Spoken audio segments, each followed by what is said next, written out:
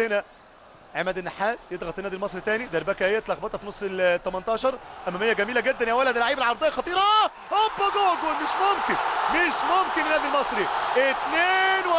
2-1 المصري يقلب الطاوله الان على النادي الاهلي بعد الاهلي ما كان متقدم، يتقدم بهدف تاني ابراهيم الهلالي جوه مرمى عصام الحضري.